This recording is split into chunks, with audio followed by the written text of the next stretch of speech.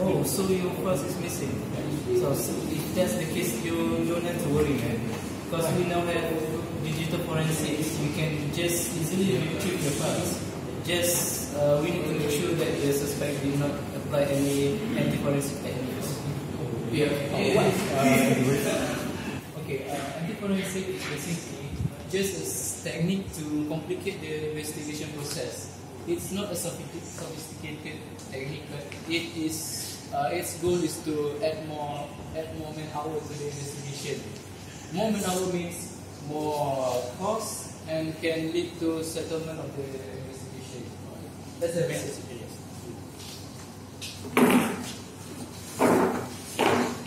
Oh, today's can I know about the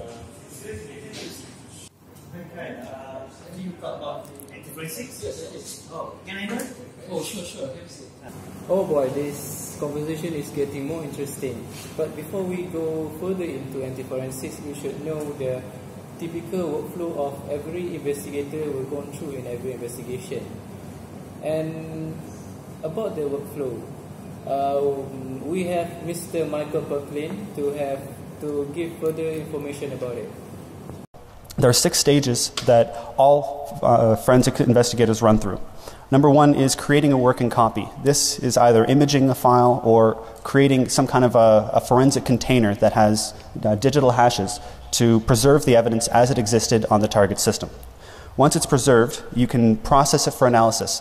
When you're processing, you're doing things like calculating MD5 hashes or SHA-1 hashes or SHA-256 hashes. And then you're also identifying the file types, making sure all the extensions on each of the files match the format of the file itself, and doing some other processing, getting it ready for your analysis. Next, you separate the wheat from the chaff.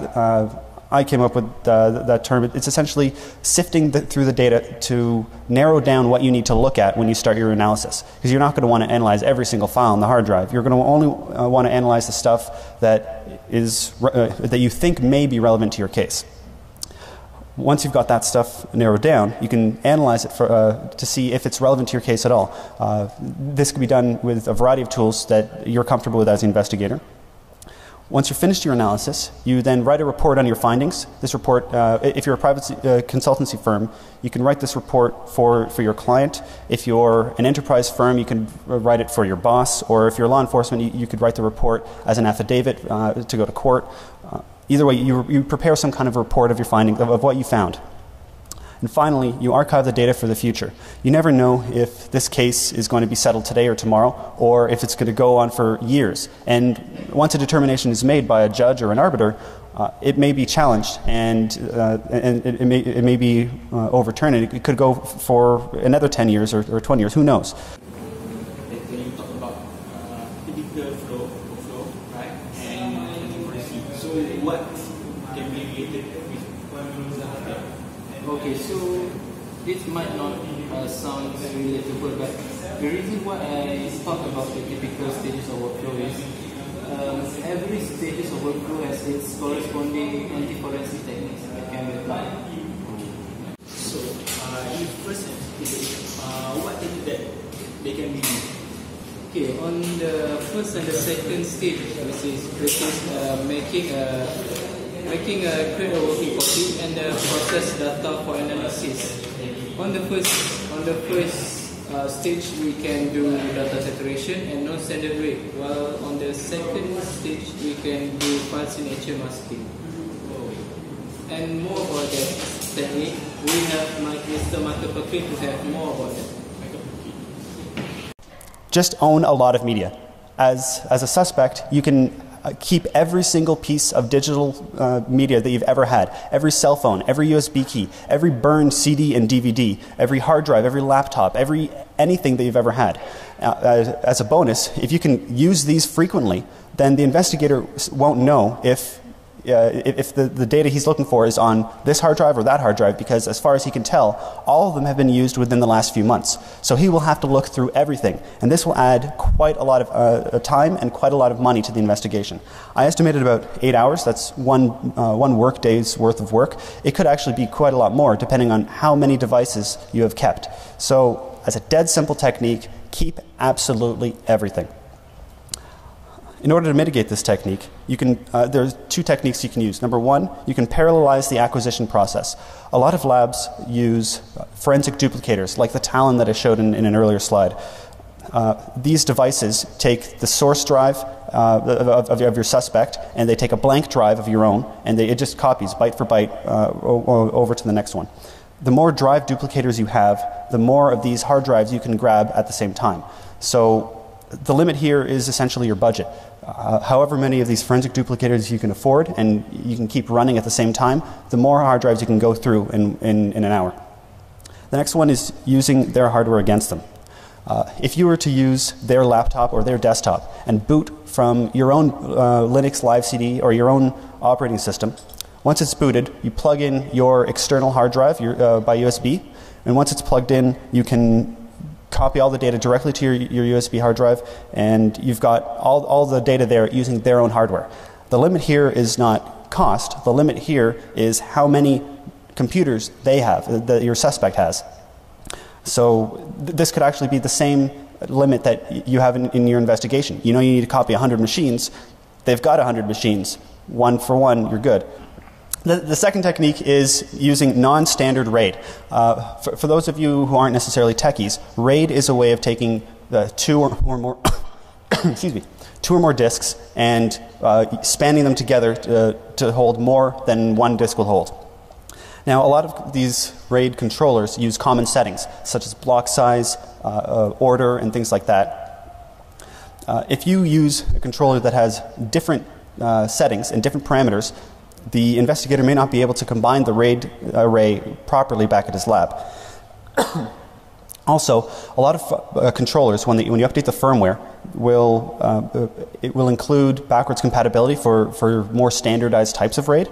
So simply don't update the BIOS of your RAID controller.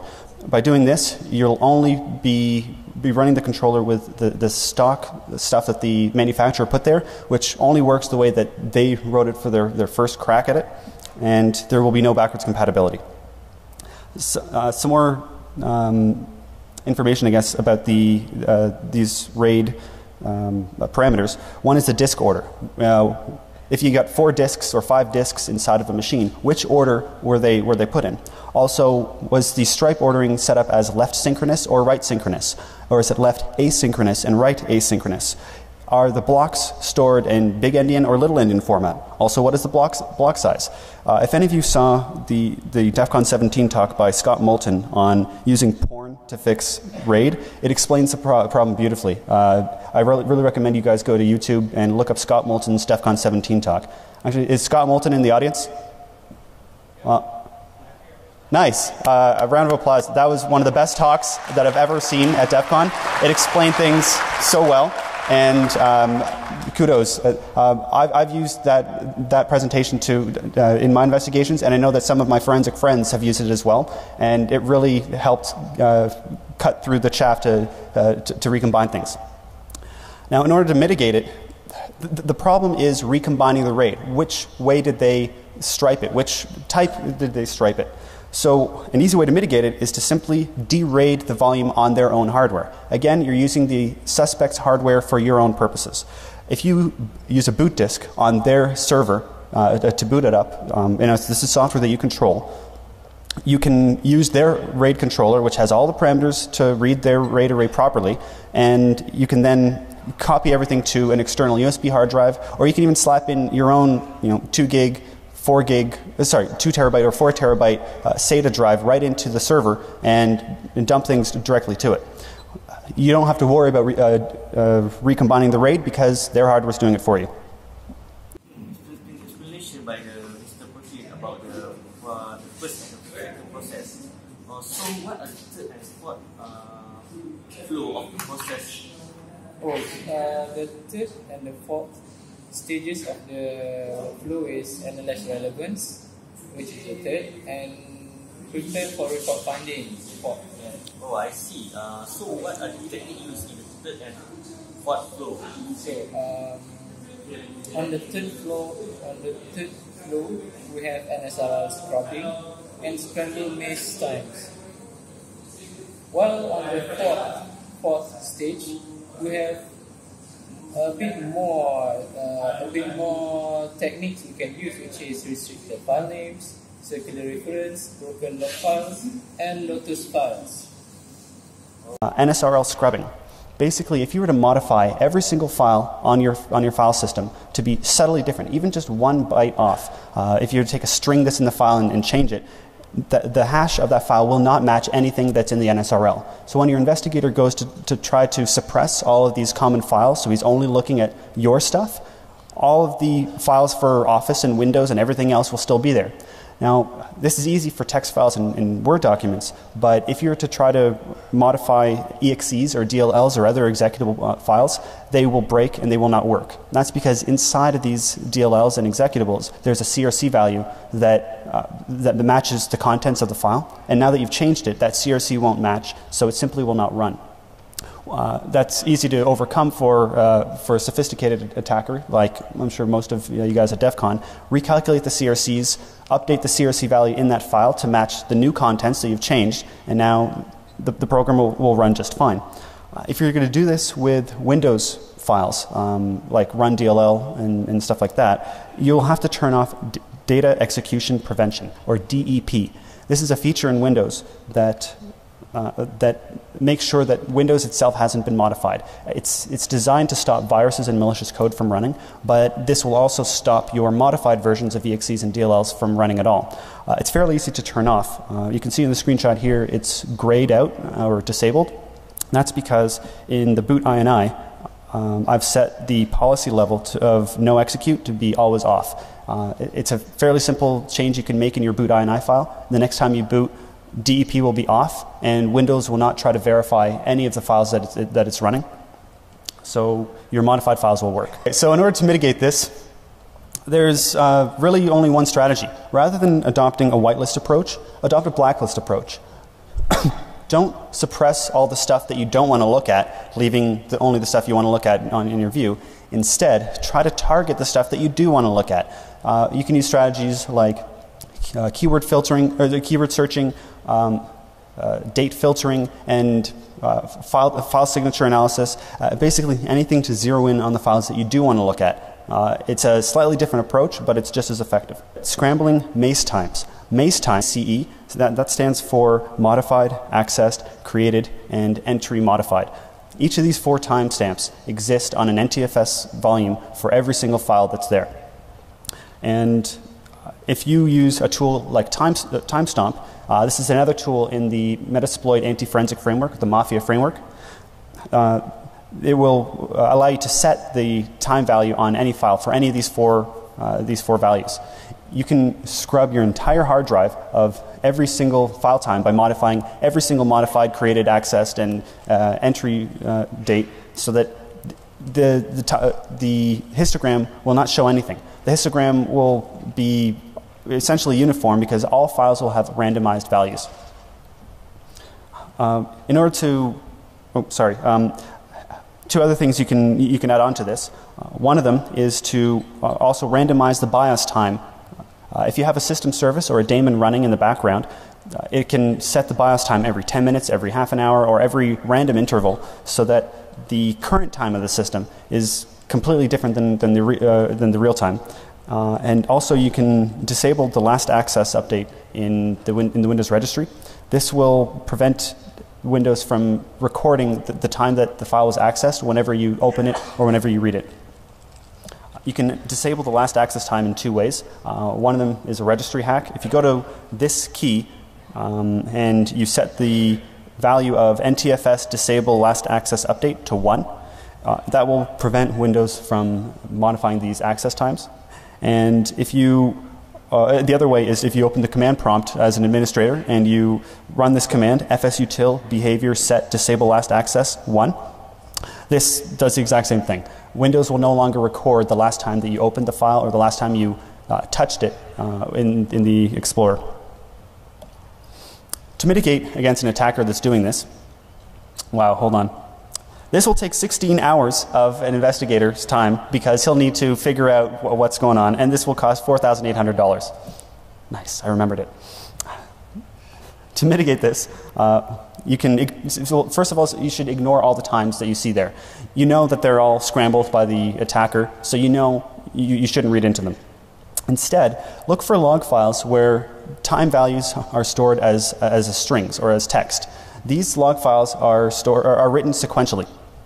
Every time an event occurs, a log entry is put in with the current date of the system. This will allow you to see a set of times that are roughly similar. And if you have this, if the attacker has this system service running, constantly changing the BIOS time, a sequential log will show which time values came before which. This slide here explains it in a little bit more detail. You can see that in the first block of timestamps, it's a year of 2026. In the second block, it's different. In the third block, it's different still.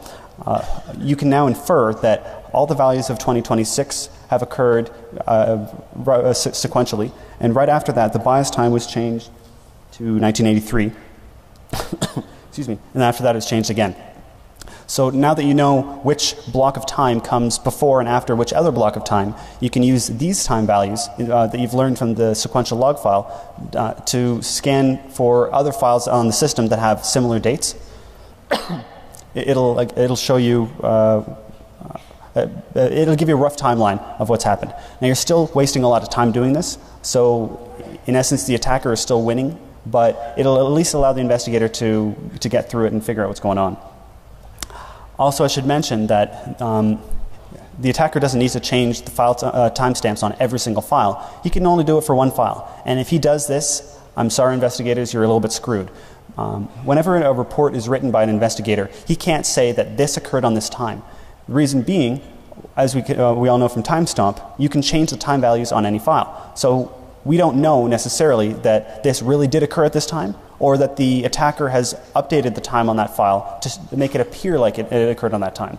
The best we can do as investigators in our reports is write that the time in this log is consistent with the MAC times in this file, and it's also consistent with that other log file. Consistency is the key. So if an attacker updates the time values to make it consistent, as an investigator, you really have no clue that he's done that or not. Restricted file names. A lot of people don't know this, but Windows 7 still has a lot of holdovers from the old DOS days. File names like con, prn, com1, com2, lpt1. I'm sure the older members of the audience will remember these as system devices for printers and modems and other things. If you attempt to name a file with one of these restricted file names, Windows will bark at you and say, no, can't do that. Now, you can still hack the file system to have one of these files named with one of these names. And if you do that, if you try to read the file, Windows again will bark at you, no, you can't do that. It'll give you error messages because it's instead trying to access a system device rather than that file itself. So as a suspect, use these file names in anywhere that you can. Now, I estimate that this is only going to take about 1 hour of the investigator's time, because as he realizes, oh, well, it's probably just the file name, he could change it or export it with a different name. It's really not going to cause too much problems for the investigator, but it will still hinder him a little bit. In order to create some of these restricted file names on an NTFS volume, there's 3 techniques you can use. One is to access it using UNC paths. If you go to // your computer name /C$ to access your C drive, you can navigate down to the folder and rename the file there. Windows will let you do this. Another way is to do it programmatically if you're a programmer. In the kernel32 lib, there's a function called move file. This allows you to move the file programmatically rather than relying on Windows itself. And the third way is to basically boot it off of Linux. As long as your Linux distribution has support for NTFS, you'll be able to rename the file no problem, and now you've got a file with one of these restricted names. To mitigate against this, as an investigator, never use their file names. You own your own analysis machine. You are the one who should dictate which file names you get. If you're exporting something from a forensic image, export it using a name that you choose, maybe 1.jpg or something like that. FTK4 has a feature that allows you to automatically name a file, something that will always be guaranteed to be okay. Circular references. If you're a Linux user or a Unix user, you're familiar with symlinks. But if you're a Windows user, this may be a little bit foreign to you. Folder names typically have a limit of 255 characters. You can't have a path that is longer than that.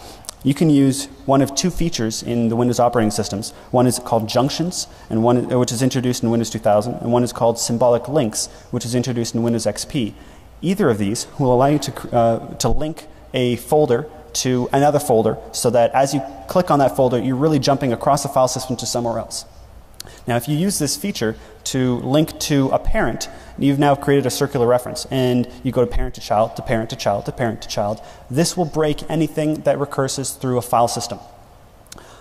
So, as an attacker, create some of these symlinks and junctions, so that if the investigator tries to scan through all these files, their system gets bogged up because it's now going recursively. Eventually, one of two things will happen. Either it'll run out of memory because of a recursion error, or it'll get a path too long error message because 255 is the maximum length. And once you've got too many parents and childs, you're going to run over that length. This will take about 4 hours of the investigator's time, I estimate, which equates to about $1,200. Now again, the investigator can mitigate this pretty easily, but it's going to take some of his time to figure out why his processing engine is not stopping. Why is this going forever, and why is 3 megabytes worth of files taking an hour to export? What the hell's going on? This technique will definitely hinder anything that recurses through the file system, but it won't touch anything that a forensic image was used. If you create a forensic image of the drive and you're analyzing it in NCase or FTK, these will recognize that it's a symlink. They won't bat an eye, and there's no problem for the investigator at all. This means that in enterprise areas, if an administrator connects to a machine remotely and is scanning for a specific file name or searching through the files, live access to the system will definitely be hindered by this. But again, forensic images won't. So to mitigate this is fairly simple. Always work from an image and be mindful of this attack. Simply knowing that it's possible to create these circular references, when you run into something that's taking a lot longer than it really should, you'll be able to recognize it fairly easily. Breaking log files. As I mentioned earlier, investigators process logs to figure out timelines and for a variety of other reasons. If you use weird ASCII characters in these logs, you can sometimes break the parser depending on the program that's being used to analyze these logs. Another thing you can do is to add delimiters within the text messages of the error messages. If you can customize some of these event messages, you can add commas, you can add quotes, you can add pipes, and parsing will be very difficult. If the parser is trying to parse each record by a comma, it won't work, or any of these other delimiters. As a bonus, if you're using Windows event logs and you're parsing Windows event logs, if you, as an attacker, can add a Windows event record with the text ELFL right in the middle of the record, these 4 bytes are they denote the start of an event record. Whenever a parser goes through each of the records, it will look for these 4 bytes and it knows, okay, this is the beginning of a record. If you start throwing these start record bytes right in the middle of a record, you could break some parsers into thinking that a new record has started when it's not even done parsing the first record. I estimate this will take about 6 hours of the investigator's time, or $1,800. To mitigate against this, ask yourself, do you even need that log? Maybe you can figure out a way to prove your case without this log file. If you do need the log, do you need the whole log, or do you only need a couple of records? If you could zero in with manual analysis of the log file and copy paste just the few records that you need, you don't need to worry about parsing it programmatically at all. Excuse me.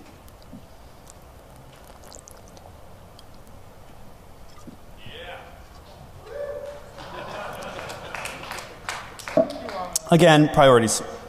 Okay. At worst, the investigator will need to write a quick script or a quick program to go through everything and account for all the weird characters that the attacker has thrown in. But there, the attacker is still winning. Lotus Notes will add so many hours to your investigation. They use NSF files instead of PST files, and these NSF files can be encrypted with with an ID file that has the user's ID and a encryption key in it that's locked with a password. It's such a convoluted system. Sure, it may be a little bit more secure than PSTs, but you're going to add hours to your investigation. There are a lot of tools that can convert an NSF into a PST and convert every one of the emails inside, but every one of these has their problems. The main reason is all these tools are, or the majority of these tools, I should say, are built on IBM's own Lotus Notes API.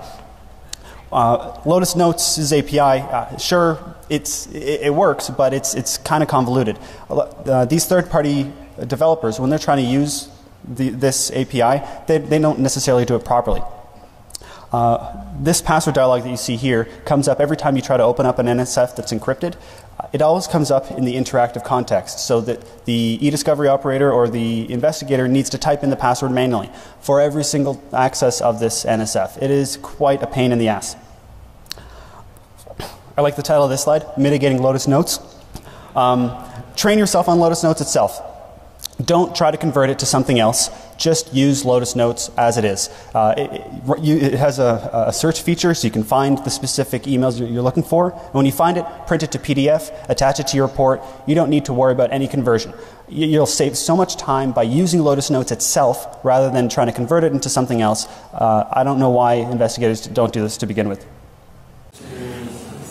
Interesting, right? Yes, I know that. I know. So let me guess. You want to know more what technique that can be applied on the fifth stage? Oh yeah, really? What? So on the fifth stage, which is the prepare report finding, we can apply hash collision and dummy HTTP. And more about that, we can ask Mr. Perkin. Yes, that's the only source we have. Okay. And that is hash collisions. When an investigator writes a report and he puts a file that is notable, he'll put down the hash value of that file. Well, if you have a good file and a bad file, which both calculate out to the same hash value, it could confound some of the lesser known, some of the less technical people that are reading the report. Also, if you're searching by a hash value, you're not only going to find the files that you're looking for, you're going to find other files that you weren't looking for who happen to have the same hash value. This will probably add about 2 hours to the investigation. Now, this will only really be useful in a select few cases. Let's say an employee took data from company A as he quit his job, and he took it to company B, and he put it on their file server. An investigator may search for those files by the hash value on company B's file server, and if he finds them, well, hey, there they are, I got them. But if there's other files that also come up in that search, he'll have to include them in his report, or he'll have to omit them. Either way, the defense can say, well, why did you not include them in your report? Or if you did include them, why are two files hashing to the same value? I thought you said it was a unique fingerprint. You'll have to explain to a judge or to an arbiter or to some non-technical lawyer what a hash value is, what a hash collision is, and all the technical stuff around that. And this confusion in a non-technical person may add just the right amount of reasonable doubt so that they acquit or that they let the guy off scot-free. So hash collisions really do work. Now, a lot of work has been done on this already. Mark Stevens wrote his thesis on this in 2008, which sort of kick-started the whole MD5 is broken thing. I recommend you do a Google search if you're interested in creating files that have similar hashes, because there are definitely tools out there that can do this. To mitigate this is, again, fairly simple. Don't use a broken hash algorithm. It's been broken since 2008, people. There's no need to use one of these broken algorithms. Use SHA-256 or Whirlpool or something else that doesn't have any known collisions. Also, double check your work. If you found something by hash, open it up. Don't just include it in your report, because boy, would your face be red if you included it in a file that wasn't actually the file you're looking for. A dummy hard drive is essentially a hard drive that's not used by the operator of the machine. If an attacker has a hard drive that's in the machine, but he doesn't use it, and he instead boots off of a USB key, he can use the machine without touching that hard drive. He can also mimic regular usage of that hard drive by making writes to the hard drive from a daemon or a system service. This daemon or system service can retrieve news articles. It can sync email with an account that is guaranteed to have legitimate email. Basically, mimic regular usage of the hard drive. As an investigator, when you pop the hard drive out of the machine and you start analyzing it, oh yeah, look, it was used recently. This is Buddy Guy's hard drive. I got his machine, and you'll be clueless to the fact that all the real data is stored either on that USB key or stored in the cloud somewhere or on some remote server where he was accessing everything remotely. To mitigate this, again, is fairly simple. Always look for USB keys. They can be super small these days. Check the back of the machine in all the USB ports. Also check the motherboard. There are risers on the motherboard where you can plug in a USB port that goes to the front of your case.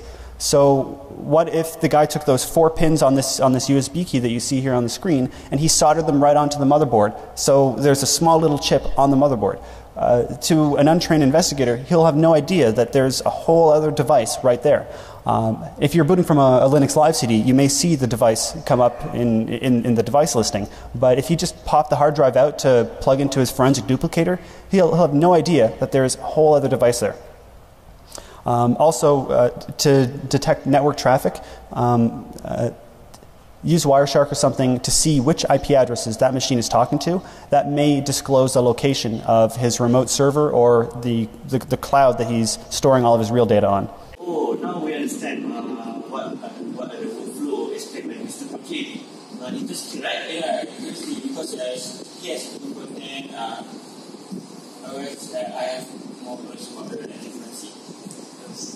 So we didn't know about all the techniques that can be used from the first stage to the 5th stage. About the 6th stage, which is making archive of the findings, it's the same as the first stage, which is data saturation. More data means more efforts to be used by the investigator. For your information, there's also some classic anti-forensics, which is more difficult for the investigator to get hold of the data, which is file wiping, encryption, and physical destruction. So physical destruction is basically you destroy the storage which is such as HDD or some pen drive. And encryption is just jumble up the data, makes it unreadable for the investigator. The only one that can view the file is the one with the key. So the investigator need the key to get the data. So it's so difficult. Even with brute force, it requires more time. And file wiping means it's overwrite all the data on the storage that make it impossible to retrieve file. Okay, now we understand